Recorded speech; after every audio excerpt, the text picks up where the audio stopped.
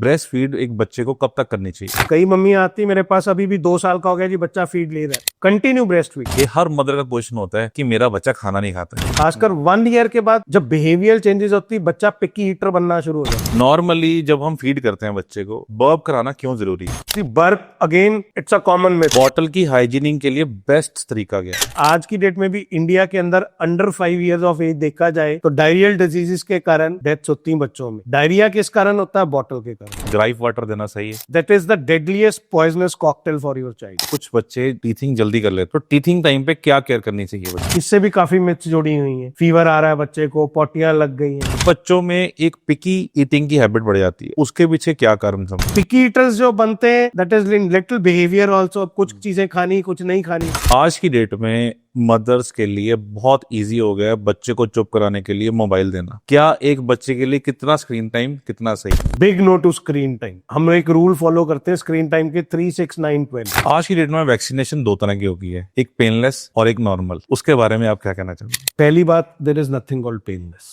सुई के बिना तो इंजेक्शन लगना नहीं है। बहुत सारे बच्चों में कोल्ड बार बार देखा जाता है, उसका क्या इम्यूनिटी से कोई लेना देना है? कॉमन क्या है कि आज की डेट में both father parents are working. छोटा मोटा जुकाम है बच्चे को, कोई नहीं मेडिसिन लेके स्कूल में। कॉलिक प्रॉब्लम वो क्या होता है? कॉलिक और इवनिंग कॉलिक, कि शाम को ही बच्चा रोता है हमारा, दिन में नहीं रोता। नमस्कार दोस्तों, और स्वागत है आपका एक और एक्साइटिंग एपिसोड में। आज हम अपने माइक पे लेके आए हैं एक neonatologist mind, doctor Gautam Chawla ji को। तो स्वागत है सर आपका हमारे शो में।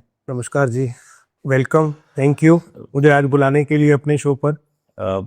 तो सर, सबसे पहले मेरे आपसे ये जानना है कि अगर कोई न्यू पेरेंट बनने वाला है तो उसको क्या सबसे पहले पता होना चाहिए? जब कोई न्यू पेरेंट बनने लगा है, नया माँ बाप बनने लगा है, तो डेफिनेटली एक स्ट्रेसफुल सिचुएशन आती है। बिकॉज पेरेंट बनना डिफरेंट है लाइफ में, राइट।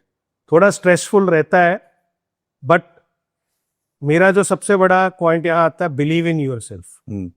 राइट। स्ट्रेस कुछ नहीं होता, it is just a transition into a new phase of life. अपने आप को पॉजिटिव रखिए, बी ग्रेशियस कि you are going to be a parent. Right. यही है कि नया जो माँ बाप बनना है उनके लिए यही है कि पॉजिटिव माइंड से चलिए।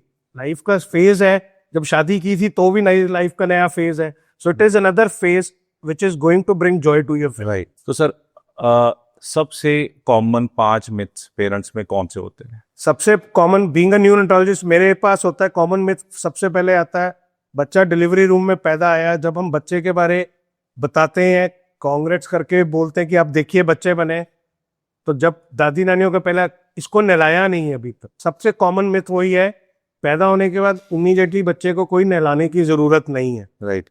माँ के पेट के अंदर से बच्चे के अंदर एक वाइट चीजी मटेरियल कोटिंग लगी होती है, जिसको हम वर्निक्स बोलते हैं। Okay. जो टेम्परेचर मेंटेन करने में हेल्प करता है, एंटी इन्फेक्शियस प्रॉपर्टीज होती हैं। राइट। सो नहाना इमीडिएट बिल्कुल भी नहीं चाहिए। हम एडवाइस करते हैं जब तक कॉर्ड नहीं गिरती बच्चे को नहलाना नहीं चाहिए। नहलाना चाहिए। राइट। सेकंड मिथ आती है जी, माँ का दूध। माँ का दूध बच्चे के लिए अमृत है। बट कई फैमिलीज अभी भी चल रही हैं, हमारी परंपरा है जी 24 घंटे नहीं दूध पिलाना, माँ के कोई रिचुअल्स करने। आई am not against any ritual, जो आपके हैं, बट ब्रेस्ट फीडिंग जो पहला अमृत है वो तो बच्चे को मिलना चाहिए ना। बिल्कुल राइट। अगर भगवान ने माँ को बच्चा दिया है तो हर माँ को दूध दिया है। राइट। उससे हमें क्यों वंचित रखना बच्चे को? बिल्कुल सही है। थर्ड कॉमन मिथ जो बस्ट होनी चाहिए, अब बच्चा रो रहा है, तो माँ का यही क्वेश्चन होता है, बच्चा रो रहा है, कोई प्रॉब्लम है? बच्चा जो रो रहा है, it is not a problem. Initial immediate newborn period में जो बच्चा रो रहा है, that requires your compassionate care. बच्चे को उठाओ, अपने साथ छाती के लगाओ, उससे क्या है, माँ को भी फायदा होता है, she will feel the bonding, और मिल्क उतरने में भी आसानी होती है। राइट। फोर्थ कॉमन मिथ जो बस्ट करनी होती है कि बच्चे की नाड़ू गिर गया, अब नाड़ू पे कुछ लगाएं। पहले जमाने में होता था नीली दवाई लगा देते थे, लाल मर्क्यूरोक्रोम लगा देते थे। राइट। आज की डेट में वी एडवोकेट कुछ भी नहीं लगाना चाहिए नाड़ू के ऊपर। जितना उसको ड्राई रखोगे उतनी जल्दी नाड़ू गिरता है। राइट। फिर एक कॉमन मिथ और आती है, न्यू माँ बाप बने हैं, बच्चे को हम बाहर लेके जा सकते हैं कि नहीं लेके जा सकते? बाहर लेके जा सकते हैं, बट प्रिकॉशंस। अब आइडली न्यूबॉर्न बेबी है, उसकी इम्यूनिटी डाउन थोड़ी विद एज बनती है, इम्यूनिटी डाउन नहीं होती इम्यूनिटी। अब आप नए बच्चे को रश वाली जगह पे ले जाओ जहाँ ऑलरेडी कोई आपके साथ खड़ा है, किसी को फ्लू है, तो बच्चे को फ्लू तो कैच होगा ऑब्वियसली। राइट तो prevention is definitely better than cure. Right but common myth कि बच्चे को बाहर नहीं लेके जाना, ट्रैवलिंग पे नहीं लेके जा सकते, लेके जा सकते हैं। सर, जैसे अभी आपने कहा कि बच्चे को ब्रेस्ट फीड से हमें क्यों वंचित रखना, तो ब्रेस्ट फीड सबसे पहले कब देनी चाहिए? नॉर्मल डिलीवरी में देखा जाए, जब बच्चा नॉर्मल डिलीवरी में होता है, पहले 30 से 40 मिनट बच्चा बहुत एक्टिव होता है। सो हम एडवोकेट करते हैं पहले आधे घंटे के अंदर ही माँ की छाती पे लगाओ। राइट बच्चा ब्रेस्ट फीड सक करता है। राइट अगर इन केस किसी भी कंडीशन माँ का सिजेरियन ऑपरेशन हुआ हो तो 4 घंटे इज आइडियल टाइम, जब तक माँ को बेहोशी, जो स्पाइनल कहते हैं, स्पाइनल एनेस्थीसिया दिया है, राइट उसका इफेक्ट वीन ऑफ होना शुरू हो जाता है। उसके लिए माँ को थोड़ी मेहनत तो करनी पड़ती है। सी आदमी है, हम मनुष्य हैं जो कोई और दूध अपने बच्चे को पिलाना चाहते हैं। बाकी जितने जीव जंतु आप देखोगे इस धरती सृष्टि पर है, सब अपना दूध ही पिलाते हैं। तो क्यों ना हम माँ का दूध पहले से ही स्टार्ट करें। राइट आजकल एक यूनिसेफ पे, अगर आप नेट पे देखोगे भी, तो यूनिसेफ पे एक ब्रेस्ट क्रॉल करके वीडियो आती है जिसमें इमीडिएटली बच्चा पैदा होता है नॉर्मल डिलीवरी पे। महाराष्ट्र में की गई थी स्टडी। माँ की छाती पे लगाते हैं, वो इवन माँ की ब्रेस्ट की स्मेल से ही बच्चा रेंगता हुआ ब्रेस्ट के पास पहुंच जाता है। So with in normal delivery आधे घंटे के अंदर ब्रेस्ट फीड, सिजेरियन केसेस में 4 घंटे के बाद आप ब्रेस्ट फीड स्टार्ट कर सकते हैं। सर, एक नॉर्मल सी बात होती है, कभी कभार बच्चा दूध नहीं पीता है, उसके लिए क्या करना चाहिए? सी बच्चा दूध नहीं पीता, इसके लिए पहले 2-3 फैक्टर हमें देखने पड़ते हैं। अगर तो बच्चा एक्टिव नॉर्मल डिलीवरी है या सिजेरियन में एक्टिव है, पिएगा जरूर। सेकेंड कॉमन चीजें आती है, पहली बार कोई पेरेंट माँ बनी है, 90% क्या होता है, निप्पल प्रॉब्लम होती है, फ्लैट निप्पल्स होती है, बच्चा सक ही नहीं कर पाता। तो कॉमन प्रॉब्लम पहले हमें देखनी चाहिए। ऐसी कोई प्रॉब्लम नहीं है कि बच्चा नहीं सक करेगा। अगर आप कटोरी चम्मच से पिलाने की कोशिश कर रहे हैं, बच्चा पी रहा है, तो दैट मीन्स बच्चे में तो कोई प्रॉब्लम नहीं है। अदर फैक्टर्स, मदर की निप्पल फ्लैट तो नहीं है, एंगॉर्जमेंट तो नहीं है। कई बार क्या, ब्रेस्ट में मिल्क ज्यादा, सेकंड थर्ड बेबी हो, एंगॉर्जमेंट हो जाती है, उसके लिए हमें जो ट्रीटमेंट मदर के लिए थोड़ा करना पड़ता है। तो सर, बहुत सारे लोग फार्मूला मिल्क भी रिकमेंड करते हैं, क्या वो ठीक है यूज करना? सी माँ को अगर बच्चा दिया है तो दूध भी है। फॉर्मूला क्या है वरुण जी, अब रेडी मिक्स चीजें आ गई हैं, इजी गोइंग हो गई है। हर आदमी की नेचर है आसान काम मुश्किल काम। अगर आपके सामने डिब्बा पड़ा है तो वो बनेगा ही बनेगा। But being a neurotologist I am very against it. ये नहीं कि आज की डेट में फॉर्मूलाज जो आ रहे हैं 90 to 95% मदर्स मिल्क के साथ मिमिक करना शुरू हो गए। बट आप जिस चीज से फॉर्मूला दोगे, बॉटल्स ही दोगे ना, इन्फेक्शन के चांसेस उतने बढ़ जाते हैं। राइट निप्पल कंफ्यूजन हो जाती है। माँ की निप्पल सक करना, बूंद बूंद दूध आता है। सबसे कॉमन प्रॉब्लम क्या होती, बच्चा जिस दिन पैदा हुआ है, हम एक यही पढ़ते हैं, बच्चे के पहले दिन स्टमक की कैपेसिटी है 0.1% of the birth weight. Suppose 3 kilo का बच्चा हुआ है तो उसकी पहले दिन 24 घंटे में स्टमक की कैपेसिटी 0.3 ml है, जो कि हार्डली हम लेमैन लैंग्वेज में देखिए 6 बूंद दूध की। तो भगवान ने भी तो माँ को उतना ही दूध दिया है ना। बट अब बच्चा रो रहा है, वो दादी नानी है जो साथ में बैठी है, टेंडर नहीं, बच्चा रो रहा है, स्टाफ को फोर्स करो, बच्चे को दूध पिलाओ। आप चम्मच से दूध पिला दिया है, बच्चा तो चुप कर गया है, बट माँ को तो दूध आ ही नहीं रहा। ग्रेजुअली क्या होता है, सेकंड थर्ड डे जब अपना जो स्टमक है वो रबड़ की तरह होता है, 10 ml दूध पिला के स्टमक का साइज आपने 10 ml जितना कर दिया, तो माँ को तो दूध आ रहा है 6 बूंद, तो बच्चे के अंदर दूध जाएगा नहीं तो वो रोएगा ही रोएगा। तो वो फिर डिब्बा लग जाता है। But I am against it. Okay, तो नॉर्मली कई बार ऐसा भी देखा जाता है कि मदर को ऐसा लगता है कि बच्चा दूध नहीं पी रहा और मदर इसी स्ट्रेस में आ जाती है, इसके क्या इफेक्ट होते हैं? सी जो मदर स्ट्रेस में आ गई, स्ट्रेस से ऑब्वियसली क्या है कि मिल्क प्रोडक्शन कम होगी। अब मिल्क जो बनता है, 2 हार्मोन्स होते हैं, ऑक्सीटोसिन, मेडिकली नहीं मैं ज्यादा जाना चाहता। ये जब बच्चा सक करता है तो माँ के अपने आप दिमाग में से रिलीज होके मिल्क नीचे आना शुरू हो जाता है। अब अगर माँ ही स्ट्रेस में है तो ऑब्वियसली उसका असर बच्चे पे ऐसा नहीं पड़ेगा, बट ब्रेस्ट फीडिंग पे कम होता ही होता है। सोचेगी माँ नींद पूरी नहीं हो रही, राइट। डाइट प्रॉपर नहीं मिलेगी, तो यहाँ रोल फादर का भी थोड़ा आता है। तो जहाँ से फादर का रोल क्या आता है? स्ट्रेस दूर, मदर का ओके। सोचना बंद। एक बहुत ही कॉमन चीज मैंने देखी है कि जब एक पेरेंट न्यू पेरेंट बनने वाले होते हैं, फादर सबसे पहले अपनी वाइफ को मिलता था बच्चे होने से पहले। जब वो बच्चा हो जाता है फिर वो मिलता है बच्चों से, तो वाइफ को ये स्ट्रेस भी आता है। तो इसमें आप क्या कहना चाहोगे एक फादर को? सिर्फ आजकल थोड़े चेंज हो गए। कई फादर्स आई हैव सीन कि जो खड़े होना भी चाहते हैं लेबर रूम में, कि डिलीवरी हो रही है, हमें परमिशन दो लेबर रूम में खड़े होने की। कुछ हद तक वो ठीक भी है, क्योंकि मदर साथ में है, मदर को पता है कि मेरा हस्बैंड साथ में खड़ा हुआ है, तो ऑटोमेटिकली मदर स्ट्रेस कम हो जाता है। बट सी जो नॉर्मल डिलीवरी प्रोसेस है या सिजेरियन है, अब मेडिकली तो हमें वी हैव सीन केसेस, अगर मैं आपको कहूँ जी सिजेरियन ऑपरेशन के अंदर खड़े हो जाओ तो आप तो ब्लड देख के वैसे ही फेंट होना शुरू हो। Right right. तो फादर का पॉजिटिव रोल यही है कि अगर don't neglect the mother also. New thing has come to your life, जननी तो माँ ही है ना, Right. उसका साथ क्यों छोड़ रहे हो? अगर उसको सबसे पहले अगर हम लोग उसको स्ट्रेस फ्री रखते हैं तो उसका जो इफेक्ट रहता है वो बच्चे पे भी पॉजिटिव नजर आता है। आएगा। तो डेफिनेटली अगर हमने एक मदर को, चलो स्ट्रेस अब नहीं कम कर पा रहे, एक पेरेंट एक फादर भी नहीं कम कर पा रहा और उसको ब्रेस्ट फीड भी नहीं आ रहा, तब क्या फॉर्मूला मिल्क देना सही है? नेक्स्ट ऑप्शन फॉर्मूला मिल्क ही है फिर। राइट। बिकॉज मैं नहीं कहता गाय का दूध देना है, 1 साल तक ना गाय का ना भैंस का। घर वाले होते हैं जी पतला करके दे देते हैं। गाय को मैं बोलता हूं अगर माँ ब्रेस्ट फीड करा रही तो वो माँ है। राइट। गाय का दूध वो सौतेली माँ है। बोतल लगा दी तो हम पुराने जमाने में पढ़ते थे पूतना मौसी होती, तो बॉटल इज पूतना मौसी। तो ऑप्शन फॉर्मूला है। Right. फॉर्मूला मिल्क भी आज की डेट में जो काउज मिल्क ही है, बट जो काम की चीज है जो बच्चे को नुकसान करती है वो निकाली गई है। ओके। एडिड फैक्टर सारे साथ में डाले गए हैं। ऑप्शन अगर फिर नहीं है तो formula, there is no other option than formula. क्या फॉर्मूला मिल्क बच्चे की इम्यूनिटी पे इफेक्ट करता है? सी जो बच्चे की पहली ब्रेन ग्रोथ होती है, it is up to first 1000 days of life.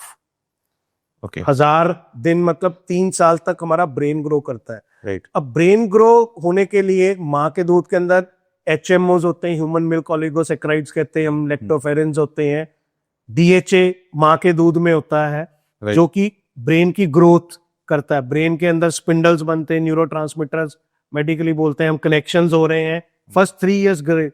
वो DHA वगैरह का बहुत, DHA ARA एसिड्स वगैरह होते हैं जो है। बट कई अब आजकल फॉर्मूलाज आ गए हैं जिनके अंदर ये सब चीजें डाली गई हैं। बट अगेन फिर कॉस्ट फैक्टर, 1000 रुपए का डिब्बा, और अगर 3 किलो के बच्चे को पूरा डिब्बे पे लग जाए तो 1.5 से 2 दिन में एक डिब्बा खत्म हो जाता है। तो financially burden is on the family. But वही मैं कहता हूँ कि माँ को स्ट्रेस से दूर रखो, डाइट प्रॉपर दो। आम एक मिथ है जी दाल और दलिया ही देना माँ को। मदर कैन ईट एनीथिंग, जो उसका मन है सब कुछ खाएगी तो दूध आएगा। राइट। नहीं तो नहीं। स्ट्रेस तो दूर करना ही पड़ता है माँ का। तो ब्रेस्ट फीड की बात हो रही है, ब्रेस्ट फीड एक बच्चे को कब तक करनी चाहिए? आइडियली 6 मंथ्स तक इज मस्ट। 6 मंथ्स के बाद हम कहते हैं कि साथ में खाने को शुरू करवा दो, जिसको हम वीनिंग डाइट बोलते हैं। वीनिंग डाइट बोल। पर्टिकुलर टाइम आप कहो जी कब तक करानी है, इट इज वेरी क्वेश्चनेबल। कई मम्मी आती मेरे पास, अभी भी 2 साल का हो गया जी बच्चा फीड ले रहा है, कंटिन्यू ब्रेस्ट फीड। मैं ये नहीं कहता रोको माँ का दूध, बट जब वो दूध मांगता है साथ में खाने को दो। बिकॉज मदर अल्टीमेटली क्या, 1 ईयर के बाद मदर वर्क कर रही, मिल्क प्रोडक्शन कितनी आ रही है, आती भगवान ने तो दूध दिया है, 2 साल तक भी हम कहते हैं पिलाओ। Right. पुरानी लेडीज को देखो, दादी नानी आते जी मैं अपने बच्चे को 5 साल तक दूध पिलाया। राइट। तो माँ का दूध नहीं मैं कहता बंद करो, बट ग्रेजुअली आइडियली 6 मंथ्स तक मदर मिल्क देना ही देना है। 6 मंथ्स के बाद gradually start the eating habits. 6 महीने के बाद हमें अगर खाना देना स्टार्ट कर देना चाहिए, तो सबसे पहले क्या देना चाहिए? घर का बना कुछ भी, राइस, मैं राइस से कहता हूँ, राइस नरम होते हैं। अपने आपने चावल बनाए, जैसे अन्न में शुरू करना है तो चावल नरम है। अपने जो राइस बॉईल करके बना रहे हैं, आधा चम्मच मैश करके टेस्ट डालो बच्चे। सपोज बच्चा नहीं खाता, बहुत जल्दी भूल जाता, 2-3 दिन बाद फिर ट्राई करो। राइट। ओवर जेलस नहीं होना कि खाया नहीं, पैनिक कर जाओ, नहीं खाया, खाएगा, टेस्ट डेवलप करो। फ्रूट में बनाना सॉफ्ट होता है। एक मैंने बहुत बार नोटिस करा है, ये हर मदर का क्वेश्चन होता है कि मेरा बच्चा खाना नहीं खाता है, तो इसके बारे में आप क्या कहोगे? ठीक, जब बच्चे को भूख लगी खाएगा। मैं सिंपल लैंग्वेज में कहता हूं, 84 लाख जूनों में आदमी है जो बच्चे को कहता है खा, बाकी सब पैदा करके छोड़ देते हैं, अपनी जरूरत को खाते हैं। बच्चा जिद करेगा थोड़ा दूध पीना है 6 महीने के बाद, आप जिद करो थोड़ा खिलाना शुरू करो। खासकर 1 ईयर के बाद जब बिहेवियर चेंजेस होती है, बच्चा पिकी ईटर बनना शुरू हो जाता है। फॉर्मूला फीड जब चल रहा है तो पर्सनली आई एडवोकेट कि आफ्टर 4 मंथ्स खिलाना शुरू साथ में कर दो। ब्रेस्ट फीडिंग एक्सक्लूसिव है तो 6 मंथ्स तक ब्रेस्ट फीड, देन स्टार्ट। खाएगा बच्चा, आदत तो डालो ना। राइट। और ये नहीं कि आज चावल खिला दिए, कल खिचड़ी, परसों दलिया। एक चीज स्टार्ट करके ग्रेजुअली उसका टेस्ट डालो, क्वांटिटी बढ़ाओ, ड्यूरेशन। आपको 10-15 दिन में लगता है बच्चा 3-4 बार ही चम्मच चावल खा लेता है, फिर नई चीज ऐड करो कि एक टेस्ट डेवलप हो गया है तो दूसरा बच्चा खाए। फ्रूट में हमारे बनाना सॉफ्ट है। अब आपने पहला क्वेश्चन पूछा था कॉमन मिथ, या कॉमन मिथ केला ठंडा होता है जी, छाती रुक जाएगी, कुछ नहीं होता, वो सब मिथ है। तो आजकल बच्चों के लिए, न्यू बॉर्न के लिए 6 महीने के बाद एक कमर्शियल पैक्ड फूड्स भी आने शुरू हो गए, उसके बारे में आप क्या कहना? उस टाइम पे हमें घर का खाना देना चाहिए या कमर्शियल पैक्ड फूड देना चाहिए? आई एम फॉर घर का खाना। कमर्शियल पैक आप भी देखोगे वरुण जी, शेल्फ लाइफ कैसे बनेगी? प्रेजर्वेटिव्स उसमें डाले होते हैं। क्यों प्रेजर्वेटिव वाला खाना खिलाना है? हाँ, सर्कमस्टांसेस, आजकल nuclear families, both parents are working, पीछे नौकर संभालने वाला।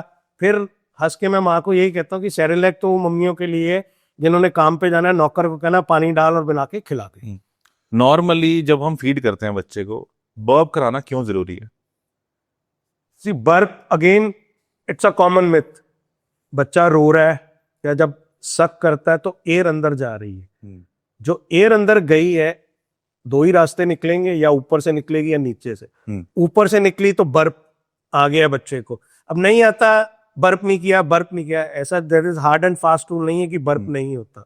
बर्प करता बच्चा ठीक है, नहीं तो अगर एयर ज्यादा गई है तो हवा बाहर आएगी, वो बर्प करेगा ही करेगा। न्यू बॉर्न बेबी के लिए जो ब्रेस्ट फीडिंग का आइडियल शेड्यूल क्या होना चाहिए? There is nothing ideal schedule, it is demand feeds.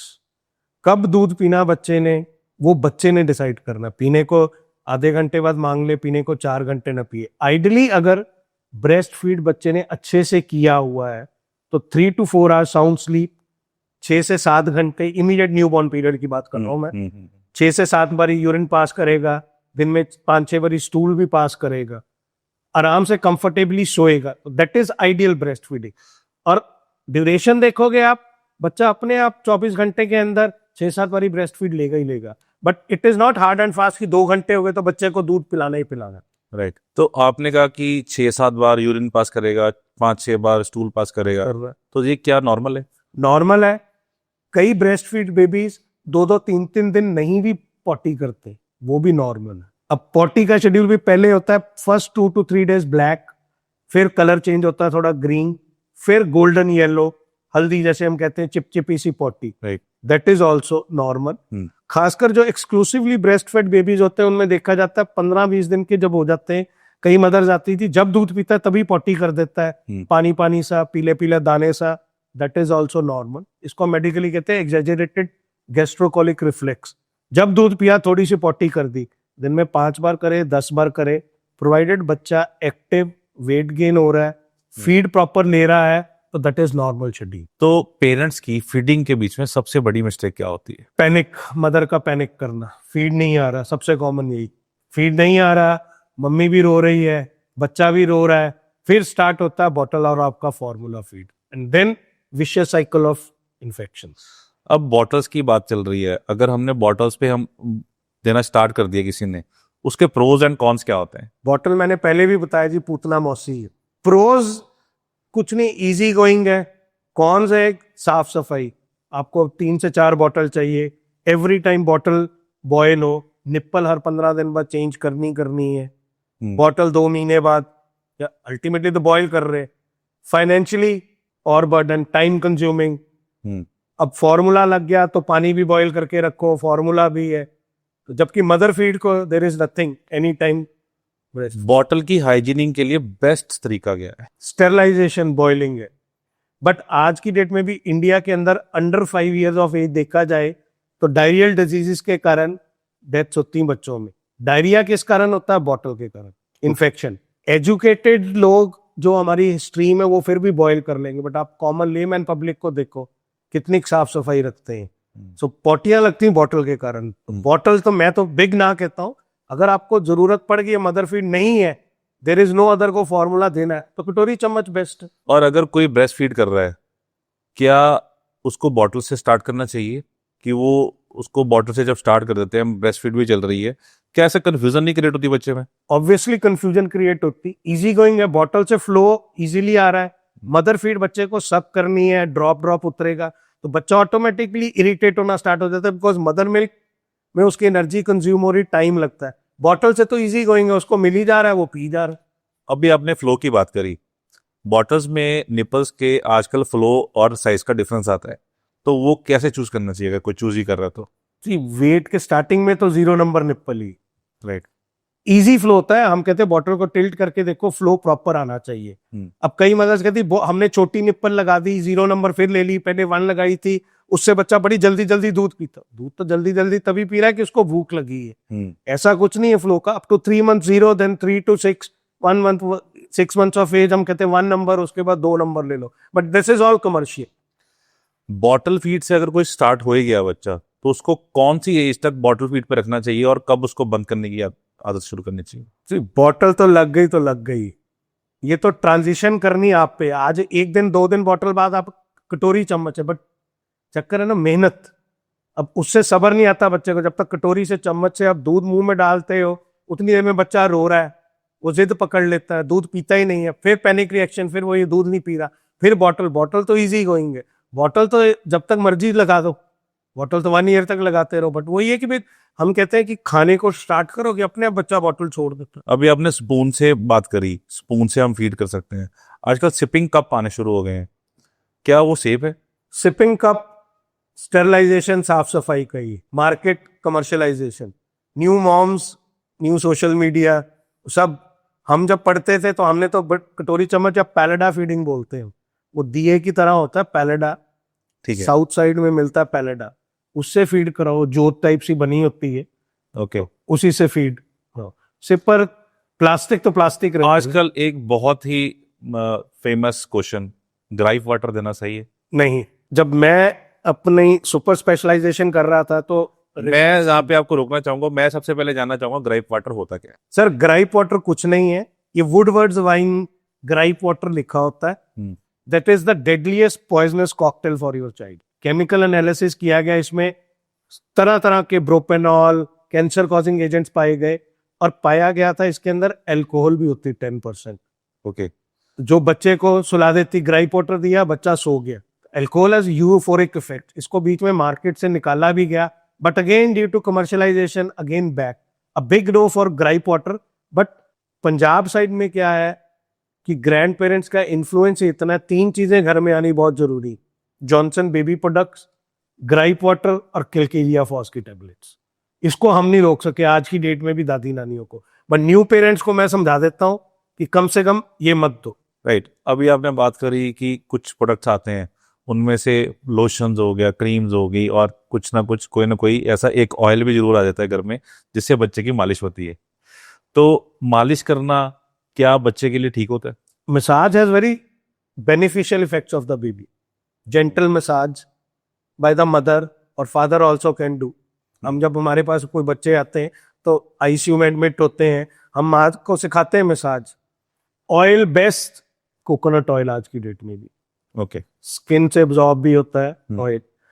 North side में कई लोग कहते हैं मस्टर्ड ऑयल, मस्टर्ड ऑयल के अंदर आर्जिमोन डाला होता है जो स्किन इरिटेंट होता है, तो स्किन इरिटेशन के रहते हैं। Best is coconut oil. नहीं तो यहाँ दादी नानियों का एक नुस्खा जो मुझे अभी तक लगता है ठीक है, देसी घी से मालिश कर सकते हैं। बट आजकल की न्यू मॉम्स को देसी घी की स्मेल आती है। मेरी तरफ से देसी घी और coconut oil is best for massage. अभी बच्चों की स्किन बहुत सेंसिटिव है, जैसे आपने अभी भी बात करी, तो उसके लिए, उस पर्टिकुलर स्किन के लिए क्या आप रिकमेंड करते हो? डेली बेदिंग हमारा जैसे टेम्परेचर इधर एक समर्स में एक्सट्रीम समर्स हो जाती हैं, daily bathing can be done, but वो डेली बेदिंग से क्या बच्चे का मॉइस्चर लॉस तो होता है, एक दिन ऑल्टरनेट करके कर सकते हो। इमीडिएट न्यूबॉर्न पीरियड में हम कहते हैं आप जस्ट बच्चे को स्पॉन्ज कर दो, स्पॉन्ज बार, डाइपर एरिया क्लीन रखो, हेड नेक से नीचे नीचे स्पॉन्ज बात कर दो till the cord is there. एक बार कॉर्ड गिर गई उसके बाद रूटीन में नहलाओ, कच्चे दूध से नहला दो।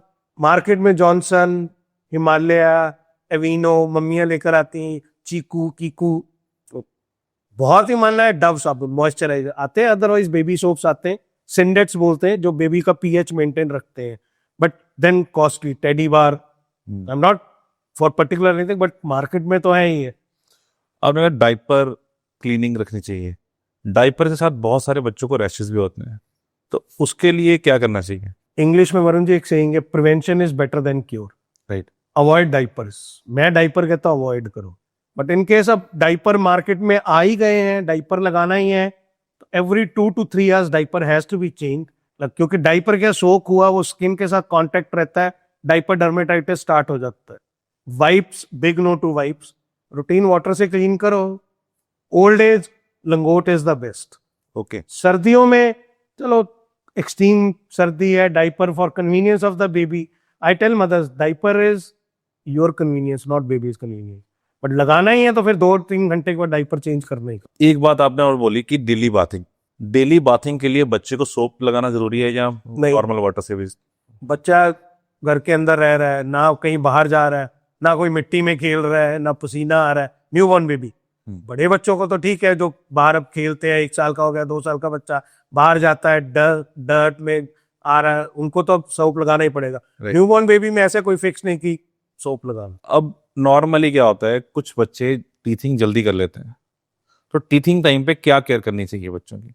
टीथिंग एक नेचुरल प्रोसेस है, इससे भी काफी मिथ्स जुड़ी हुई हैं। फीवर आ रहा है बच्चे को, पोटियां लग गई हैं, टीथिंग जब टाइम स्टार्ट होता है 6 months onwards, there is no fix time किसकी कब आनी, सबकी है। 6 months ऑनवर्ड्स क्या है कि बच्चा जैसे न्यू सराउंडिंग में जा रहा है या किसी चीज को टच करके मुंह में डाल रहा है, वो इन्फेक्शन कैच करने का डर रहता है। बट टीथिंग के कारण फीवर वगैरह कुछ नहीं आता। अगर फीवर आ रहा है, it is better to show to your doctor कि फीवर आ रहा है, which can be due to underline कोई डिजीज चल रही है बच्चे में, या फ्लू ही कैच किया है, कॉमन कोल्ड है। बट टीथिंग के कारण पर से कोई पोटियां नहीं लगती उसको, कोई इरिटेशन नहीं होती गम्स की, ना कोई फीवर आता। राइट। तो उस टाइम पे करना क्या चाहिए? Teething is a natural process, कुछ नहीं करना। वी सेड कैल्शियम देना होता है, वो कैल्शियम मार्केट में calcium supplements are available, but वो कैलकेरिया फॉस फिर से चल रहा है, कैलकेरिया वो आयुर्वेदिक मेडिसिन है, आई डोंट नो उसका कितना रोल है टीथिंग। एक नॉर्मली एक और कंसर्न आजकल बहुत स्टार्ट हो रहा है, बच्चे क्रॉल लेट कर रहे हैं, बच्चे बोल लेट रहे हैं, हमें कब कंसर्न होना चाहिए इन सब चीजों के लिए? पर्टिकुलर माइलस्टोन्स आर देयर, जैसे 3 months पे हम कहते हैं नेक होल्डिंग शुड बी देयर। अगर बच्चा न्यूनेटल पीरियड, नॉर्मल डिलीवरी हुई है, अनइवेंटफुल रहा है न्यूनेटल पीरियड, 3 months में बच्चा नेक होल्डिंग करता है, 6 months पे सिटिंग विद सपोर्ट करता है, देन क्रॉलिंग आती। अब आपने कहा क्रॉल नहीं करता, तो आजकल हम कितना बच्चे को नीचे छोड़ते हैं। क्रॉल तो हार्ड सरफेस पे करेगा ना, बेड की मैट्रेस पे टर्न करके बच्चा फिर बीच में घुस गया, क्रॉल करता ही नहीं है। तो it is not a big issue कि क्रॉल नहीं कर रहा। अब कई बच्चे कहते हैं जी क्रॉल नहीं कर रहा, बट बच्चा खड़ा होना शुरू हो गया, so he is attend 1 year of age पे अगर विद स्टैंड विद सपोर्ट है तो नॉर्मल माइलस्टोन है। Crawling not a big deal. Crawling तो नीचे जमीन पे छोड़ोगे तो क्रॉल करेगा बच्चा। मैट्रेस क्या है, इतनी मोटी मोटी मैट्रेस होती, उसमें बच्चा अपरोल होकर मैट्रेस में ही घुस जाता है, क्रॉल तो करता ही नहीं। तो नॉर्मली देखा जाता है कि बच्चों को बहुत जल्दी लोग अपने एक वॉकर में डाल देते हैं, उसके लिए क्या आप रिकमेंड करते हो किसी को बच्चे को वॉकर? वॉकर में नहीं, we don't recommend walkers. Walker में जो बच्चे चलते हैं वो क्या, वॉकर की स्पीड पे आप अगर वरुण जी नोट करोगे, आपने अपने बच्चों में भी देखा होगा, वो पंजों के बाहर भागते हैं, क्योंकि वॉकर स्पीड से भाग रहा है, बच्चा पूरा पैर लगाता ही नहीं। वो लेट चलने में फिर प्रॉब्लम होती है बच्चे को, क्योंकि बच्चे का उतना कॉन्फिडेंस ही गेन नहीं होता, वो डरता रहता, वो पंजों पे जा रहा है, एडी तो पूरी लगाता ही नहीं है। तो हम नहीं रिकमेंड करते कि वॉकर के अंदर बच्चे को डाला जाए। अगर वॉकर नहीं देना है तो चलने के लिए उसको कौन सी हेल्प करनी चाहिए? आप पकड़ के विद सपोर्ट 1 year पे खुद फादर, अब फादर का रोल यहाँ आ गया, पकड़ के चलाओ बच्चे को, मम्मी भी चलाए।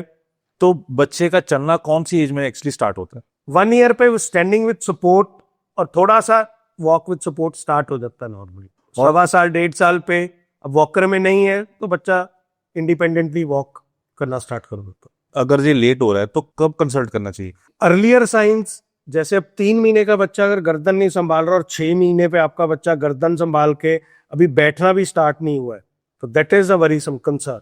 देन वो देखना पड़ता है न्यूरोलॉजिकली कोई प्रॉब्लम रही हो, न्यूबॉर्न पीरियड में ज्यादा जॉन्डिस तो नहीं रहा हुआ बच्चे को, हिस्ट्री टेकिंग से पता चलता। आई कांटेक्ट बच्चे का 3 मंथ्स पे कर रहा है कि नहीं कर रहा, सोशल स्माइल बच्चे पे आ गई है। एक चीज और बड़ी कॉमन आती है कि बच्चे का वेट और ग्रोथ बहुत कंसर्न करता है पेरेंट्स को। आइडियल गोल क्या होना चाहिए इसके बारे में? Exclusively breast fed baby 6 months पे जब तक 1 ईयर हो रूटीन होम डाइट ले रहे हैं, स्टैंडर्ड इंडियन बेबी वेट 2.5 के ऊपर ही होता है, हम लेते हैं।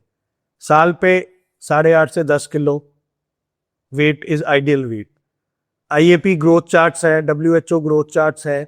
हम जे बच्चा हमें लगता है साल पे बच्चा 6 किलो का है, ग्रोथ चार्ट में हम प्लॉट करके देखते हैं भी हाइट और वेट उसका कहाँ अंडर वेट है, क्यों है, रीजन क्यों है, उसके लिए फिर फर्दर इन्वेस्टिगेशन वगैरह। Growth charts are available. अभी रिसेंटली नॉर्थ में क्या ओबेसिटी आनी शुरू हो गई, तो ग्रोथ चार्ट्स अब थोड़े मॉडिफाई हो रहे हैं बिकॉज ओबेसिटी जंक फूड के कारण बच्चों में काफी ओबेसिटी देखने को मिल रही, 2 साल 3 साल के बच्चों में ओवरवेट भी आ रहे हैं। उसके लिए ग्रोथ चार्ट थोड़े मॉडिफाई हो रहे हैं। अनदर 3 मंथ्स के अंदर न्यू ग्रोथ चार्ट्स आ जाएंगे। ओके, तो क्या हर बच्चा सेम ग्रो करता है? नहीं, never compare.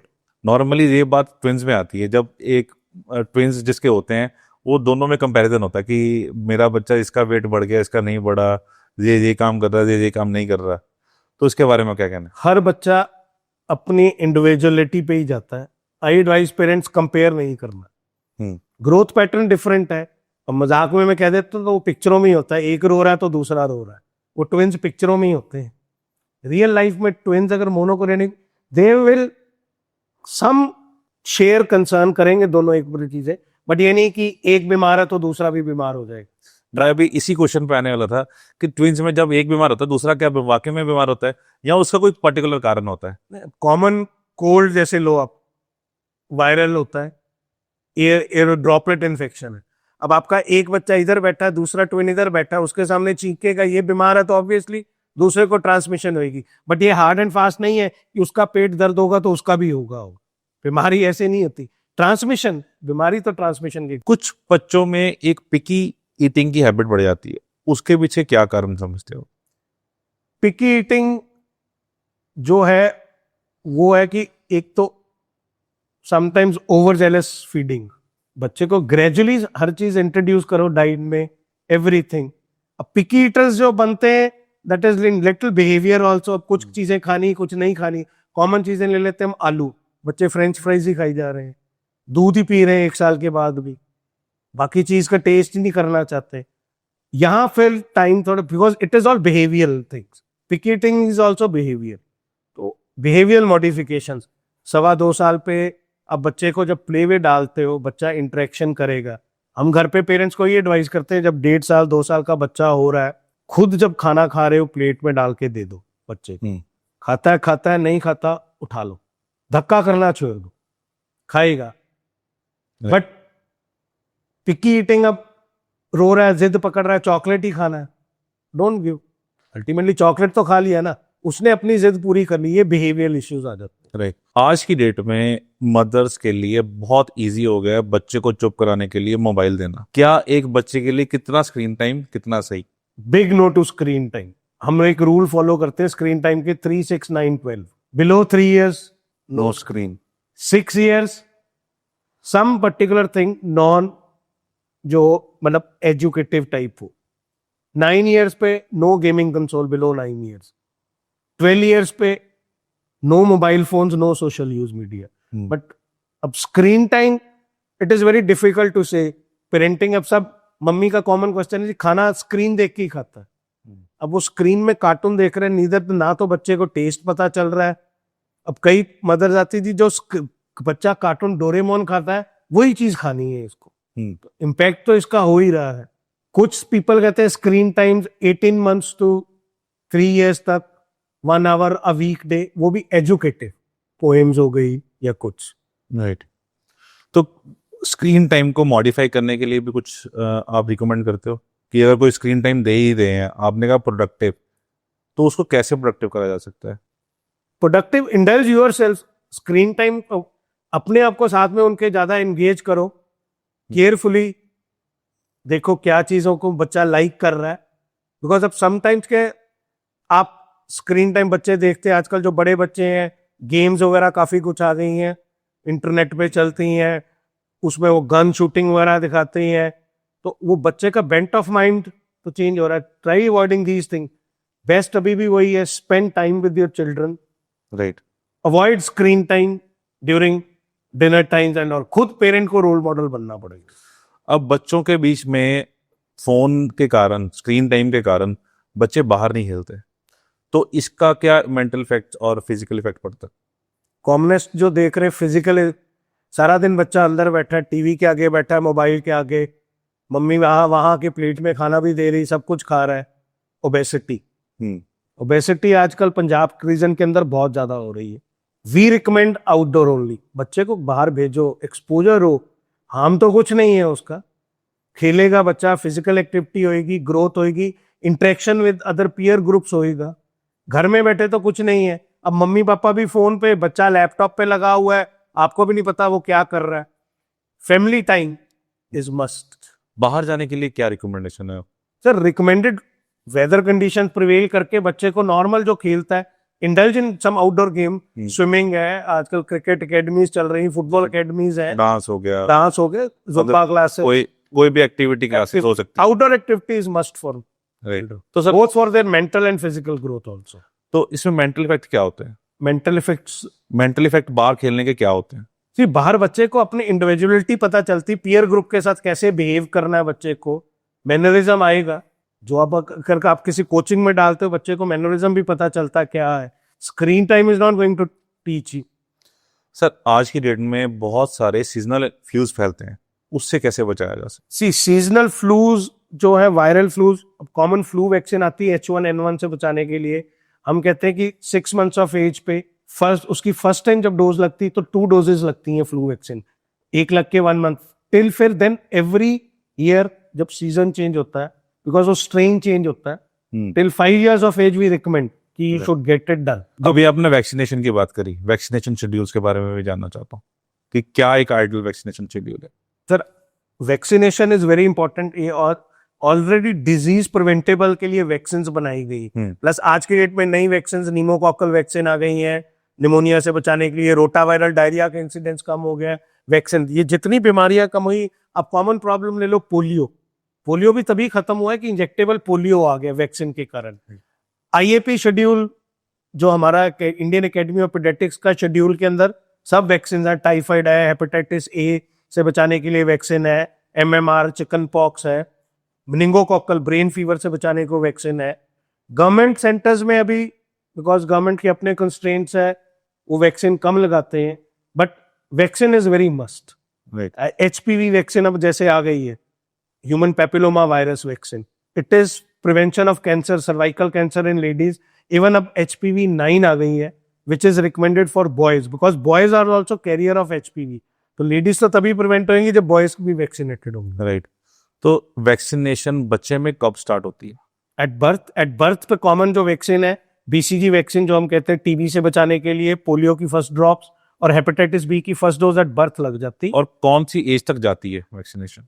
10 years of age schedule है, 6 weeks, 10 weeks, 14 weeks, then flu vaccine 8 months पे टाइफाइड, 9 months पे MMR, 1 year पे आपका हेपेटाइटिस A वैक्सीन आती है, 15 months पे अगेन MMR का बूस्टर, चिकन पॉक्स, फिर बीच में मेनिंगोकॉकल आ गया IAP शेड्यूल में 13 months पे, 18 months पे फिर बूस्टर जो पहले 6 weeks पे लगता है, निमोकॉकल बूस्टर 17-18 months पे, हेपेटाइटिस A की सेकेंड डोज 18 months पे, देन 4.5 years पे फिर बूस्टर्स लगते हैं, देन 10 years पे DPT का बूस्टर। आज की डेट में वैक्सीनेशन 2 तरह की हो गई है, एक पेनलेस और एक नॉर्मल, उसके बारे में आप क्या कहना चाहोगे? पहली बात, there is nothing called painless, सुई के बिना तो इंजेक्शन लगना नहीं है। राइट। अब ये जो पेनलेस वैक्सीन आई है एक, ये DPAT और DPWT है। जो पेन होती है, थोड़ा बच्चे को फीवर होता है, P के कारण होता है, PW होल सेल वैक्सीन। एक कंपनी ने A सेलर करके बना दी है, सिंपल लैंग्वेज में समझाना और लेमन में, छिलके वाली मूंगफली खाओ खांसी होती, छिलका उतार दो खांसी नहीं होती। तो ये कंपनी ने एक वैक्सीन बनाई DPA, बाकी उसके अंदर वही चीजें, हेपेटाइटिस बी है, HBV वही है, पी का छिलका उतार के होल का ए कर दिया उन्होंने, जिससे कहते हैं उससे फीवर की इंटेंसिटी कम होती है, पेन कम रहती है। बट लॉन्ग रन में DPAT अभी पर्टूसिस स्टिल इंसिडेंस है। सो मैं नहीं कहता painless, I go for pain. आपको, मेरे को, सबको पेन वाली लगी। अगर 15 रुपए की पैरासिटामोल देके एक दिन बच्चा ठीक रहता है तो पेनलेस नहीं। बट एक कंपनी ने अब एक इंजेक्शन की टेक्निक नहीं निकाल दी है, अभी मेरे पास वो सिर्फ सैंपल देकर गया है कि आप देखो ट्राई करके। उसमें क्या कि विदाउट नीडल इंजेक्शन लगता है, बट उसमें इट इज कम्बरसम। पहले इंजेक्शन को आप वायल में उनके उसमें भरते हो, फिर उससे इंजेक्ट, कोई भी injection that is without needle. But वो जब थ्रस्ट है, अभी मैंने अपने पे उसको टेस्ट करके देखा है, पेन उतनी होती है, बट उससे कॉस्ट फैक्टर बढ़ेगा। कई मदर्स आती हैं सुनकर पेनलेस, अब वो एक कंपनी कर रही है कि ये है, बट उसमें ऑब्वियसली कॉस्ट फैक्टर बढ़ जाएगा, डॉक्टर का टाइम पीरियड। अब जो सपोज हम वैक्सीन का 2000 ले रहे हैं, उसका कार्ट्रिज एक अलग से 500 का, तो that gets added to the cost. But वो थ्रस्ट उतनी है, उस पर लगाने पे भी अगर पेरेंट के पे वो नीडल के बिना है। बट अभी efficacy, to be very frank, I am not used, I have used on my self.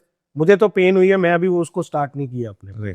Sir normally fever, cold, loose motion, इसके लिए घर की रेमेडीज कौन सी और कब काम आती है? सी फीवर, पहले तो डॉक्यूमेंट फीवर है, थर्मामीटर लगाना, खाली सिर पर हाथ लगाकर, हाथ पैर पकड़ कर नहीं कि डायग्नोज हो गया फीवर है। थर्मामीटर बना है फीवर चेक करना, राइट।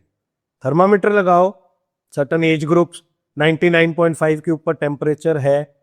घर पे पैरासिटामोल, फीवर उतारने की एक ही दवाई है पैरासिटामोल दुनिया में, नाम फर्क है, क्रोसिन, कालपोल, सोमोल, Thums Up, Fanta Limca. Right. Fever की मेडिसिन देके नहीं उतरता फीवर, सबसे कॉमन मेथ अगेन आ जाती है यहाँ, बच्चे को नहलाना ही नहीं है, पंखा बंद कर दो, AC बंद कर दो। हाइड्रोथेरेपी, बच्चे को आपको लगता है फीवर ज्यादा है, 100, 101, 102, आप पैनिक कर रहे हो, डॉक्टर के पास अभी पहुंच नहीं सकते, नॉर्मल टैप वाटर, ठंडा पानी नहीं, नॉर्मल टैप वाटर से बच्चे को नहला दो। आज की डेट में भी hydrotherapy is best thing fever को उतारने की, कंट्रोल करना। बच्चे को फीवर कब स्टार्ट होता है, कौन सी डिग्री पे फीवर कंसीडर किया जाता है? सी न्यूबॉर्न पीरियड में, because I am a neurologist, newborn period में छोटे बच्चे को इतनी जल्दी फीवर नहीं आता। 97 से नीचे नहीं जाना चाहिए बच्चे का फीवर, 97 डिग्री फ़ारेनहाइट से नीचे नहीं होना चाहिए, 99.8 तक नॉर्मल है, प्रोवाइडेड बच्चा is active, feeding well. Right. 99.8 के ऊपर आपको लग रहा है बच्चे को लो रनिंग नोज है, या बच्चा सुस्त है, टेम्परेचर आ रहा है 100, 100.1, that is the time to concern, go to the doctor. Overnight अगर आपको लगता है कि you can't reach the first facility, paracetamol drops, हम कहते हैं 15 mg पर kg डोज, बॉडी वेट के हिसाब से उतनी। जो ड्रॉप्स वाली कॉम्बिनेशन है 1 ml के अंदर 100 mg होता है, 3 किलो का बच्चा तो 0.5 ml 6 to 8 आवर्ली सफिशिएंट है। तो देखे नहीं उतरता, बच्चे को एक बार नहला दो टैप वाटर में। सर्दियों के मौसम में जैसे अपने सर्दी यहाँ पड़ती, गीजर का पानी ल्यूकवार्म वाटर से नहला दो, पानी हर चीज को ठंडा कर देता है। एज स्पेसिफिक, साल के ऊपर हो जाता, 99.5 के ऊपर अगर बच्चे को है तो टेम्परेचर है। राइट। फ्लू की बात आपने कही, कॉमन कोल्ड, छोटा मोटा नाक चल रहा है, 90% ऑफ वायरल डिजीज जो है सेल्फ लिमिटिंग, जिसमें कोई मेडिकेशन की जरूरत नहीं होती, अपने आप 2 से 3 दिन लेके ठीक हो जाती। बट ओवर द काउंटर अब देखा जा रहा है, घर में जुकाम हुआ, आप केमिस्ट के पास गए हो, एंटीबायोटिक दे देते। Over the period antibiotic resistance इतनी बढ़ गई, जो फर्स्ट लाइन एंटीबायोटिक जो डॉक्टर ने देने वो केमिस्ट ही दे चुका और काम ही नहीं करते। तो होम रेमेडी यही है, कोल्ड है, बेस्ट प्रिवेंशन आज की डेट में भी ट्रांसमिशन रोकने की मास्क। किसी को है कोल्ड, मास्क पहन लो, बाकी घर के लोग बच जाएंगे। Right. Loose motions, bottle feeding avoided, loose motions का कारण इन्फेक्शन है। पानी का सोर्स, जैसे हमारे अब मानसून चल रही है, बारिशें चल रही हैं, जमीन में गंदा पानी साफ पानी मिक्स हो जाता है। बच्चे को पानी देना है, फिल्टर वाले को भी बॉईल कर लो, बॉइल्ड वाटर। जो वाटरी डायरिया है वो भी वायरल डायरिया है। सबसे इंपॉर्टेंट डायरिया में एक ही होता है, पोटियां, लूज मोशन लगी, डिहाइड्रेशन नहीं होनी चाहिए। आज की डेट में गोल्डन रूल यही, ORS। जब बच्चा पॉटी करता है, जितना पानी बाहर लूज हो रहा है उतना पानी रिप्लेस आप घर पे करते जाओगे, 85 to 90% बच्चे घर पे ठीक हो जाते हैं। डिहाइड्रेशन नहीं होनी चाहिए, वॉमिटिंग नहीं कर रहा बच्चा, पॉटियों से मत घबराओ, दिन में 4 करे 5 करे 6 करे, पानी जैसे कर रहा है, अनलेस अनटिल पॉटी में कोई ब्लड है, रेशा है, वो इन्फेक्टिव का सोर्स है, then you have to consult the doctor कि एंटीबायोटिक की जरूरत है या नहीं है। बट जो प्लेन वाटरी डायरिया है, ORS gold standard, ORS. Right. बहुत सारे बच्चों में कोल्ड बार बार देखा जाता है, उसका क्या इम्यूनिटी से कोई लेना देना है?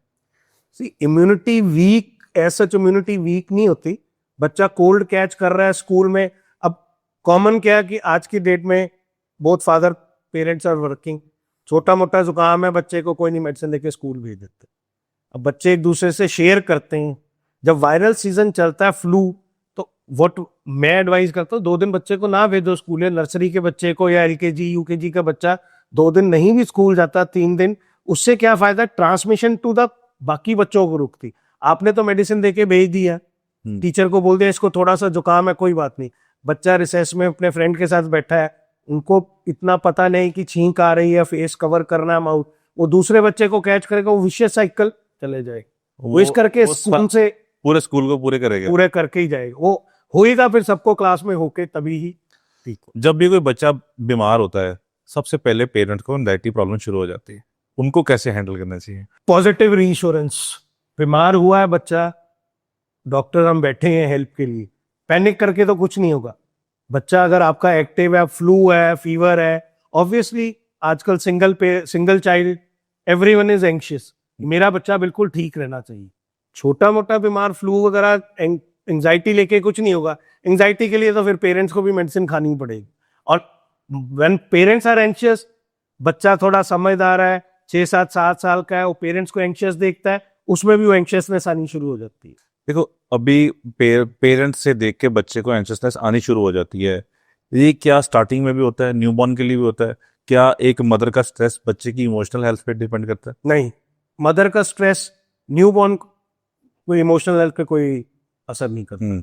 तो फादर का रोल क्या होता है सर न्यूबॉर्न के लिए? Equal role as of mother. Mother का थोड़ा सुपर एडेड है, ब्रेस्ट फीडिंग करानी, फादर का भी सेम रोल है, टाइम विद द बेबी, आप बच्चे को संभालो, मदर को थोड़ा उतनी देर में क्या रेस्ट मिलता है, कंफर्ट मिलता है, बिकॉज इनिशियली जनरली देखा जाता है मदर में स्ट्रेस का कारण सारी सारी रात बच्चा फीड ले रहा है, ना मदर की नींद पूरी होती, इस टाइम पे कि फादर फीड लिया है, let father handle the baby, cuddle the baby. Even देखा गया, स्टडीज में देखा गया, मदर को तो बच्चा पहले दिन से पहचानता है, फादर की लैंग्वेज मतलब स्पीच, और फादर जब बच्चे से बात करता है तो they can recognise the father is also. Right. तो बेसिकली आपके कहने का मतलब है कि फादर का भी उतना ही इंपॉर्टेंट रोल है जितना इंपॉर्टेंट रोल मदर का है, वो सिर्फ इतना है कि उसके रोल डिफरेंट है और मदर का रोल डिफरेंट है। Father, I tell father they should also learn, diaper बदलना बच्चे का, ये थोड़ा मम्मी का काम थोड़ा है, बच्चे ने पॉटी सुसु की है, कोई भी कर सकता है, कोई भी। अब हमारे जो प्री टर्म बच्चे होते हैं जैसे, उसमें हम एक कहते हैं kangaroo mother care. Kangaroo basically क्या है, कैंगरू अगर आपने देखा होगा, कैंगरू का बच्चा जब होता है उसका एक पाउच होता है मार्सुपियल, जिसके अंदर वो अपने बच्चे को रखता है। राइट। प्री टर्म बेबीज जो हमारे पास 800 ग्राम और 700 ग्राम बेबीज हम रखते हैं, उनको जब थोड़ा स्टेबलाइज हो जाते हैं तो we start kangaroo mother care. वो नाम है खाली कैंगरू मदर केयर, माँ के साथ बच्चे की छाती पे लगा बॉडी टच रखते, बट उसमें ये नहीं कि खाली मदर नहीं करना है, हम फादर को भी बिठाते हैं। I have pictures with me, father कर रहा है बच्चे को 6 घंटे, फादर मदर नहीं बैठ सकती 6 घंटा, फादर को हम बिठाते हैं, even grand father, grand parents, कोई भी, तो रोल तो सबका बराबर का ही। राइट। अभी आपने कहा grand parents, grand father, grand mother, नानी और दादी, आज भी उनके नुस्खे काम आते हैं? सर उनका 1-2 चीजें जो मुझे अभी भी अच्छी लगती हैं नानी दादियों की, 40 दिन बच्चे को बाहर नहीं लेके जाना। 40 दिन बच्चे को बाहर नहीं लेके जाने का मतलब है सोर्स ऑफ इन्फेक्शन से बचाने का। तो 40 दिन का रिवाज चल रहा है कि घर से बाहर नहीं निकलना, मम्मी को जा सकती, ऐसे नहीं कि बच्चा नहीं जा सकता, वो नुस्खा कुछ हद तक ठीक है कि 40 दिन बच्चे को और माँ को अलग रखते हैं, इन्फेक्शन से बचाता है। न्यूबॉर्न पीरियड में बच्चा इन्फेक्शन के प्रोन है, घर में ना आने दो किसी को, ये है। देसी घी से मालिश मैंने ऑलरेडी बताया। राइट। अभी सर और ऐसे कौन से नुस्खे हैं जो आपको लगता है कि आज की डेट में इनको छोड़ देना चाहिए? धूप लगानी जॉन्डिस के लिए। जॉन्डिस हर बच्चे को आना ही आना है। जॉन्डिस फिजियोलॉजिकल जॉन्डिस होता है। रिस्क फैक्टर्स डिफरेंट होते हैं, मेडिकली मैं उसमें नहीं जाना चाहता, ब्लड ग्रुप का होता है क्या है। जॉन्डिस हर बच्चे को आता है, बट कॉमन देखा जाता है जी, जब पीलिया हम चेक करके बताते हैं थोड़ा पीलिया है, 3 दिन बाद दिखाओ, नहीं डॉक्टर साहब सुबह इसको सूरज की धूप लगवा रहे हैं। भाई सूरज की धूप से कोई जॉन्डिस का लेना देना नहीं। सर्दी के मौसम में सपोज अब जैसे अपने दिसंबर जनवरी में सर्दी होती, सूरज कहाँ से निकले, तो जॉन्डिस। और अगर निकल भी रहा है तो ठंड ठंड लगा, बच्चे को निमोनिया हो जाएगा, ठंड लगवा बैठोगे। जॉन्डिस में दूसरा, दादी नानी है जॉन्डिस है, घर के पीले कपड़े पहनने बंद करा दो, मदर को हल्दी देनी बंद कर दो, पीली लाइट नहीं चलानी, ये सब पुराने वहम ही। इसमें जॉन्डिस का कोई लेना देना नहीं। अभी जॉन्डिस पे बात करी, जॉन्डिस आपने कहा नॉर्मली हर बच्चे को आता है, इसका प्रिवेंटिव मेजर्स क्या है? सिर्फ जॉन्डिस फिजियोलॉजिकल, सर मैंने बोला है, ये नॉर्मल फिजियोलॉजिकल जॉन्डिस जो है हर बेबी को आना है। अब उसमें फैक्टर्स होते हैं कि हम देखते हैं कितना लेवल जाता है। 3rd डे पे 12 के नीचे है तो हमें पता है कोई प्रॉब्लम। रिस्क फैक्टर्स होते हैं, मदर बेबी की इनकम्पेटिबिलिटी ब्लड की, मदर का नेगेटिव बच्चे का पॉजिटिव, या मदर का O बच्चे का A या B हो, वो रिस्क फैक्टर्स है। फिर होता है फीडिंग इश्यू। अब पहले 7 to 10 डेज हर बच्चे का वेट कम होता है। इट इज एक्सेप्टेबल 10% वेट कम होना। किसी बच्चे का पहले 3 दिन में ही वेट कम ज्यादा हो गया, जॉन्डिस उसके कारण भी बढ़ता है। इनएडिक्वेट फीड मिल रही है इसको कहते हैं हम। अब जो बच्चे मदर डायबिटिक्स हैं, बच्चा बड़ा हेल्दी पैदा हुआ 4 किलो का, उनमें क्या सडन वेट लॉस होता है, बिकॉज वो बच्चा पहले से ही ज्यादा बड़ा हुआ ड्यू टू मदर की डायबिटिक, उनके अंदर जॉन्डिस बढ़ने के चांस रहते हैं। तो जॉन्डिस के लिए तो 3rd डे हम कहते हैं बच्चे को दिखाना ही दिखाना है। रिस्क फैक्टर्स अलग है, वो मेडिकल कंडीशंस अलग हैं, इन्फेक्शन वगैरह वो जॉन्डिस को थोड़ा बढ़ाते हैं, वो फिर बच्चे को इवेल्युएट हिस्ट्री पे ही पता चल रहा है। अगर बच्चे को जॉन्डिस हो ही गया है, आपने सारे काफी कॉम्बिनेशंस बता ही दिए, तो उस टाइम पे मदर और फादर के लिए क्या जरूरी है? सी जो जॉन्डिस का ट्रीटमेंट है वो फोटोथेरेपी लाइट्स है, उससे कोई घबराने की बात नहीं होती। फोटोथेरेपी लाइट क्या है, बेसिकली स्पेशल वेवलेंथ है लाइट की, जिससे जॉन्डिस कन्वर्ट कम होता है। बायोकेमिकल रिएक्शंस बॉडी में बिलिरुबिन अपना जो है ब्रेक डाउन होके ब्लड से कैसे निकलता है, उसके लिए स्पेशल फोटोथेरेपी लाइट्स है। 472 नैनोमीटर वेवलेंथ की लाइट है, जो बेसिकली ये सूरज की रोशनी का भी कंसेप्ट आपको मैं थोड़ा बता देता हूँ। ये क्या था, जो फोटोथेरेपी इन्वेंट हुई है वो भी एक स्टाफ नर्स थी जिसने इन्वेंट की है वे बैक। जब उसने देखा कि सपोज बच्चा वार्ड में पड़ा है, जिस तरफ से लाइट पड़ रही थी बच्चे के ऊपर, उस बॉडी के पार्ट में उसको जॉन्डिस कम था, अदर पार्ट पे जॉन्डिस ज्यादा था, yellowishness. Okay, so that was the invention of phototherapy. But it is not कि सूरज की रोशनी के कारण, इट इज स्पेसिफिकली वेवलेंथ है 432 टू 475 नैनोमीटर, जिससे कम होती है। आजकल ग्रीन हाउस इफेक्ट के कारण सूरज की रोशनी तो उतनी वेवलेंथ की पहुंच ही नहीं रही है, बट वो लोगों में अभी भी पुरानी धारणा है कि सूरज को वह चढ़ते सूरज की किरणें लगानी। जून के मौसम में और जनवरी में सोच सकते हो अब क्या हाल होगा। तो आपने बहुत दोनों डिफरेंट वेदर्स को में अगर नहीं कर सकते हो, नहीं बात है, इलाज ही नहीं है जी। सर्दी के मौसम में वैसे कहते हैं कि जैसे हम सर्दियों में बाहर बैठे धूप में बैठे, अच्छी लगती है धूप, बच्चे को लेके बैठ सकते हो प्रोवाइडेड हवा ना चल रही है। बट जॉन्डिस के इलाज के लिए सूरज का कोई रोल नहीं है। आपने एक बात करी थी कि अगर हम उसके पास जाते हैं केमिस्ट के पास, वो एंटीबायोटिक दे देते हैं, और आपने बोला लेवल 1 का एंटीबायोटिक ऑलरेडी बच्चे को पहले दे चुका होता है, जो बाद में इफेक्ट नहीं करता। एंटीबायोटिक की ओवरडोज हो गई, ये क्या? सर एंटीबायोटिक आज की डेट में it is very harmful. Over the counter जो ड्रग्स प्रिस्क्राइब केमिस्ट से ले लेते हैं, खुद आप स्टार्ट कर देते हो एंटीबायोटिक। हमारे लिए जब तक बच्चा पहुंचता है, सपोज सिंपल एग्जांपल में लेता हूं, छोटा मोटा गला खराब हो, अमॉक्सिलिन आज की डेट में भी फर्स्ट लाइन एंटीबायोटिक। पेरेंट्स खुद ही अमॉक्सिलिन, छोटा मोटा वायरल खांसी भी शुरू हुई, अमॉक्सिलिन दे दी। अब जब बच्चे को रियल प्रॉब्लम आई, हम अमॉक्सिलिन में देख रहे हैं, अमॉक्सिलिन देते हैं, उससे बच्चा ठीक ही नहीं हो रहा, क्योंकि ऑटोमेटिकली उस पर्टिकुलर बैक्टीरिया इन्फेक्शन के लिए रेजिस्टेंस डेवलप होगी। हर बार आप बच्चे को एंटीबायोटिक दे रहे हो जिसको शायद नहीं जरूरत थी उस टाइम अमॉक्सिलिन की, उसको दे के वो आपने ही उसको बच्चे को उसके रेजिस्टेंट कर दिया, तो ऑटोमेटिकली फिर सेकंड स्टेप पे आप जाते हो। फिर पेरेंट्स वही पूछते हैं जी इतना हायर एंटीबायोटिक नहीं, it is step 1, step 2, step 3 हम पढ़ते हैं। बट अगर आप ओवर द काउंटर लेके मिस यूज ऑफ एंटीबायोटिक जिसे हम कह रहे हैं, आज की डेट में बहुत रैम्पेंट है। सिंपल पॉटियां हुई, मैंने वही आपको पहले बताया, पोटियां, वायरल डायरिया है, ORS पिलाओ। केमिस्ट से मेडिसिन लेके एंटीबायोटिक स्टार्ट करती है, तो ऑटोमेटिकली बॉडी की तो रेजिस्टेंस कम हो ही रही है। बार बार इन्फेक्शन, आपने कहा बच्चों को फ्लू, आप पहले ही एंटीबायोटिक दे रहे हो, छोटा मोटा फ्लू है, बच्चे की वैसे रेजिस्टेंस डाउन होगी एंटीबायोटिक से, वो कैच करेगा ही करेगा। एक बच्चा बहुत बीमार है, उसके लिए इमरजेंसी, लेट्स सपोज केमिस्ट ने बोल दिया डॉक्टर को दिखा लो, उसके लिए उसको इमरजेंसी बोल दिया है, उसको सबसे पहले 3 स्टेप्स क्या फॉलो करने चाहिए? आपको बच्चे को पहले देखना है कि बच्चा आपका सांस ठीक ले रहा है, बच्चा एक्टिव कितना, ड्राउजी तो नहीं है। आपको किसी स्टेप पे ले रहा है कि बच्चे की जर्की ब्रीदिंग बोलते हैं, बच्चा उखड़ के सांस ले रहा है या कुछ है, वो रियल डायर इमरजेंसी, फिर तो नियरेस्ट हॉस्पिटल रश। केमिस्ट ने इमरजेंसी मेन हम देखते हैं बच्चा एक्टिव, फीवर 102 भी है, कई बच्चे फीवर 102 पे एक्टिव है, कई बच्चे 100 पे थोड़ा बच्चा सुस्त लग रहा है, then also it is emergency for you. So emergency थोड़ा डिफाइन करना इज अ डिफरेंट थिंग। ड्राउ मेरे परस्पेक्टिव से, अब पेरेंट्स लेके आए, बच्चा 1 घंटे से रो रहा है, पेरेंट्स के लिए वो इमरजेंसी बन गया। बच्चा आया, रो रहा है, कारण रोने का, भूख लगी है उसको या रियल पेन में है बच्चा, वो तो इवेल्युएशन होने के बाद पता चलता है। तो इट इज वेरी सब्जेक्टिव। मैं इस क्वेश्चन पे भी आ रहा था कि बच्चा बहुत रो रहा है, तब पेरेंट्स को क्या करना चाहिए?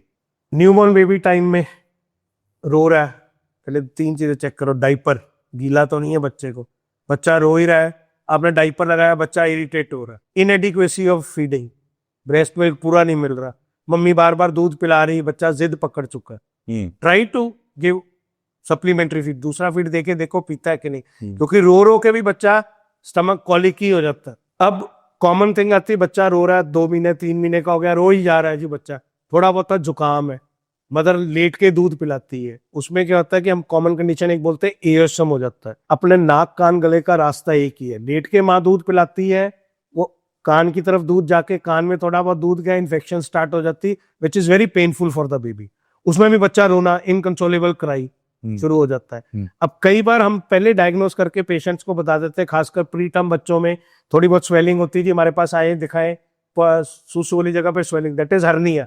अब बच्चा रो ही जा रहा है, उनको हम पहले फोरवॉर्न करके रखते हैं, रो रहे, कम से कम डाइपर खोल के देखो हर्निया स्ट्रैंगुलेट तो नहीं हो गया। These are the emergency things. तो सर एक और मैंने प्रॉब्लम सुनी, उसको बोलो कॉलिक प्रॉब्लम, वो क्या होती है? कॉलिक बड़ी मिसनॉमर सी चीज है, खासकर आपने कॉलिक और इवनिंग कॉलिक, शाम को ही बच्चा रोता है हमारा, दिन में नहीं रोता। इवनिंग कॉलिक हमने बुक्स में पढ़ा, एंटिटी है, वो सिर्फ एरोफेजी, हवा ज्यादा के कारण है, प्लस थोड़ा इसमें देखा गया रोल ऑफ मिल्क, ऊपर का मिल्क जो देते हैं उसके कारण कॉलिक होता है। इसमें यही होता है कि we advocate mothers to have less milk intake, क्योंकि लैक्टोज शुगर के कारण, जो लैक्टोज होता है मिल्क के अंदर लैक्टोज होता है, राइट, उसके कारण कुछ बच्चों को कॉलिक होता है, but it is curable, panic करने की कोई नहीं। मदर की मिल्क की इनटेक कम कर दो। सपोज अब दादी नानी वही बच्चे को, माँ को दूध पिला रही है, चल तूने 2 किलो दूध पीना ही, मदर की इनटेक कम करो, दूध की, दही की, लैक्टोज की, वो ऑटोमेटिकली, बिकॉज जो मदर मिल्क से बच्चे को लैक्टोज का एक्सेस जाएगी तो वो कॉलिक कर सकता है।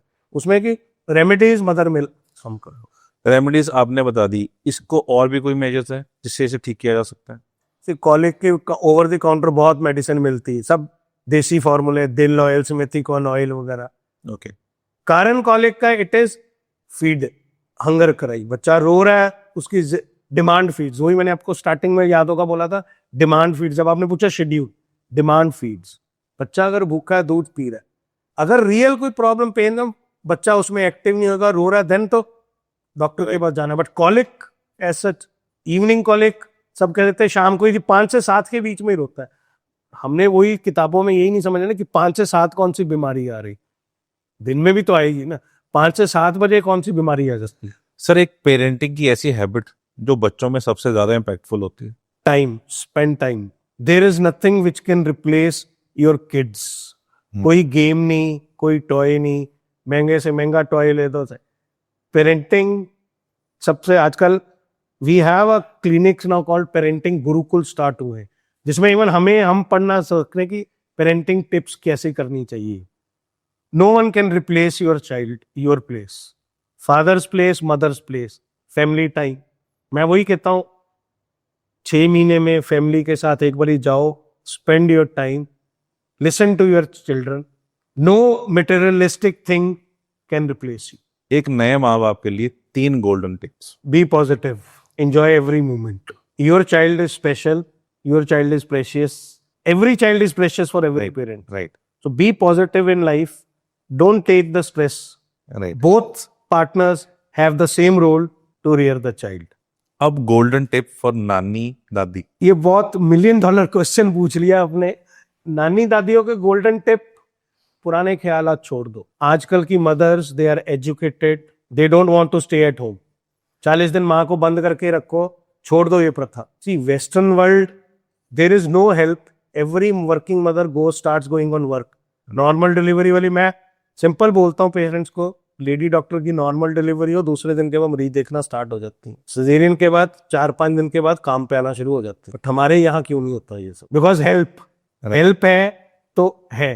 बट आजकल की mothers, they are educated, social media and so much influence. Golden tips वही है मदर दादी नानियों के लिए कि थोड़े मॉडर्न हो जाओ। अगर कोई भी रिश्तेदार न्यूबॉर्न बेबी के हाउस जा रहा है तो उसको क्या अवॉइड करना चाहिए और क्या रिप्लेस करना चाहिए और क्या उसको सोचने, नई चीजें क्या सोचनी चाहिए? Commercial products avoid, big no to commercial products. Right बाकी जो आपने करना है लेकर जाओ। इनकरेज द मदर, जाओ मदर को इनकरेज करो ब्रेस्ट फीडिंग के लिए। राइट समझाओ कि ब्रेस्ट फीडिंग के क्या बेनिफिट्स हैं। आजकल नेट पे ब्रेस्ट फीडिंग पे बहुत मटेरियल है, इवन प्रिंटेड मटेरियल मिलता है। गिफ्ट ही देना है तो वो दो। वैक्सीनेशन के बारे में discuss with the new parents. Right. आप घर जा रहे हो किसी का, आपने अपने बच्चे को वैक्सीनेट किया है, at least motivate them also, vaccinate करें। वैक्सीनेशन के बारे आजकल बहुत कुछ मिलता है नेट के ऊपर, लिटरेचर। गिफ्ट देना है तो गिव अ यूजफुल गिफ्ट।